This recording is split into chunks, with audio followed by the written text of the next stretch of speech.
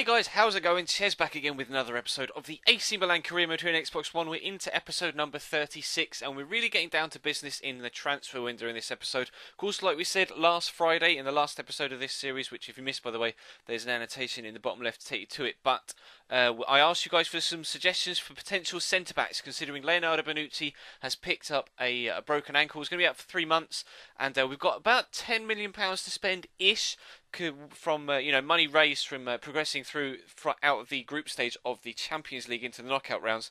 And I've looked at a lot of players. A lot of them are younger players that you guys suggested and aren't necessarily what I'm looking for this specific role that we're looking to fill. It's a first team spot we need to fill. We need someone that is already established as a very, very good player. And two players that I looked at were Aurelien Sheju and Maicon, obviously, of Porto, who we did actually look at in the earlier summer transfer window before we brought in Martin Caceres as the centre-back that we replaced the outgoing Adil Rami with. So I was very, very pleased to actually have a couple of decent targets to try and go after in Sheju and Maicon. Thank you for your suggestions, by the way.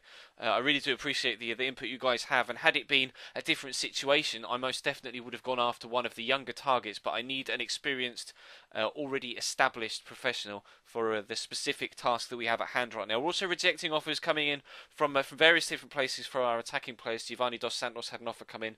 Just see me reject one for Alexander Lacazette from Inter, who also in the summer transfer window came in for Dos Santos as well, and obviously as he's already at the club, we rejected that one. But something that's been accepted is the contract offer from Sheju. He's coming into the club rather, £6 million plus Vergara going the other way, and we are able to bring Sheju into the side. Although he doesn't feature in the opening game, we've got Chievo Verona at away from home at their place for this opening game. It's a Serie A game, and hopefully we can come out of it with a victory, because we've been in decent form. We really have started to step things up after a couple of dodgy episodes where we really needed, or we really didn't get the results that we needed at that particular moment in time. We currently sit 7th, but we are closing on the teams above us, and we can continue to do so should we pick up a victory here away at Chievo. But they came close here. A couple of dodgy deflections, a couple of also very, very good defensive blocks from Victor Ruiz eventually led to their man putting that wide, and he really should have done better. So much of the goal to aim at, and that is a terrible, terrible finish.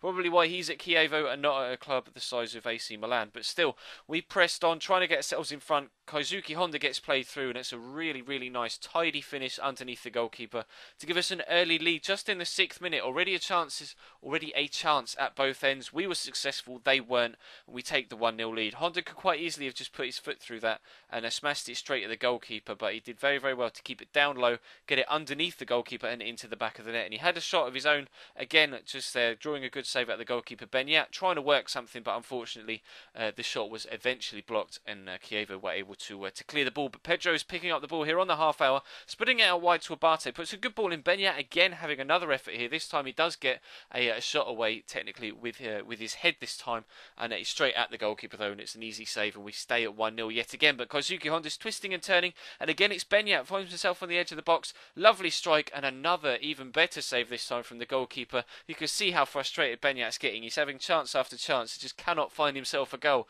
But we're into the second half now, trying to extend the lead, and El Shaarawy really should do just that, but doesn't. It's a glorious opportunity. He turns his side beautifully, and all he's got to do is slot it across the goalkeeper into the bottom corner, and he doesn't, and that was his last influence on the game. He, Honda and Benyat went off, and we brought on Giovanni Dos Santos out wide to try and add that little bit of not necessarily pace at a wide, because El Shaarawy is very, very quick, but Giovanni Dos Santos is a little bit more nimble. He can twist and turn and get in and out of players a little bit better than El Shaarawy can. And also we brought on Julian Draxler to sit at cam, because he's had a decent run of form recently. So those two came on, along with one other signing. I think it was Nigel de Jong, yes, on the ball here for Benyat, and de Jong rather was involved there, playing through Abate, who slots in Mario Balotelli. Good save from the goalkeeper, and somehow Giovanni Dos Santos isn't quite able to get his foot over the top of that and keep it down. But it wasn't to cost us. We were able to run out 1-0 winners in the end. We do pick up 3 points, which I am very, very pleased to do so, considering we had so many chances. They definitely had the opportunity to catch us on the counter attack and cause us some trouble. But fortunately, we came out with 3 points. But unfortunately for Maicon, for the second transfer window in a row, he doesn't find himself coming to AC Milan. Although he could have done, had I had this offer for Christian Zapata prior to rejecting that final contract offer from Maicon, he probably would have come in and I'd have replaced Zapata with him. But unfortunately, the timing of the two bids wasn't in Maicon's favour, and for a second transfer window in a row, as we've said, he doesn't come into the club. But the second game of the episode is again against the Verona side, this time the other half of Verona against Hellas Verona, and it's in the Coppa Nazionale as opposed to the Serie A. So we got to the final last year, from remembering the Coppa Nazionale, unfortunately losing 2-0 in the final to Juventus after a rather disappointing display, but still it was a very, very nice cup run and an enjoyable cup run as well. And it was in fact the Verona side that had the opening chance of the game, a little bit later than the first Verona game and against Chievo. This time it came just after the half-hour mark, but we had to wait a little bit later in the game for this one to really liven up, to be completely honest. But Alexander Lacazette's going to draw a good save out of the goalkeeper there, but they're going to scramble it in. We're going to head into the second half, trying to step it up if we possibly can, because that first half was particularly dull, and after we only scored one in the game against Chievo, I really wanted to hopefully pick up more goals if we possibly could, and try and maintain our goal scoring form as well as our winning form to put us in good stead for the rest of the Serie A season. But we hit the post there through Julian Draxler. Really unfortunate that he wasn't able to pick up a goal there, but Lacazette plays through Nocerino here, brings it down well and tries to drill it across towards the back post, and unfortunately for the defender, he just lets it hit his shin rather than trying to take a decent touch and clear it first time, and Giovanni Dos Santos is able to just nick it away from him. You see in the replay, the defender tries to take a touch and it's actually heavy, and then he just nicks in just there with that left foot, and he's able to put the ball into the back of the net. So we do take a 1-0 lead, and we're trying to build on it, like I say, trying to maintain some goal-scoring form as well as winning form. Here comes Marcel Janssen down the left-hand side, so much time and space to pick out across to Nigel de Jong, and it's an easy, simple header into the back of the net, and we take a 2-0 lead, and you have to say from that moment on, the game probably is dead and buried. Nocerino playing in Adam Yates down the right-hand side with just 10 minutes to go. It's going to cut inside, drive into the box, squares it to Rubinho, has the shot. Really probably should have done a lot better with that. He had so much time on the ball and so much space. He just should have found the bottom corner. A player of his calibre, I was really disappointed. But Sheju on for his debut, of course, and unfortunately they're not able to get a goal to mark the occasion. But we were able to come out of the game with a 2-0 victory and progression through to the quarter-finals of the Coppa Nazionale. As you can see, Napoli are through, Lazio are through, Roma are through on penalties, as are Fiorentina, Juventus, Udinese and Inter and ourselves. So it's only really the big boys that are left in this competition, to be completely honest. It's going to be a really, really tough quarter-final draw, whoever we get.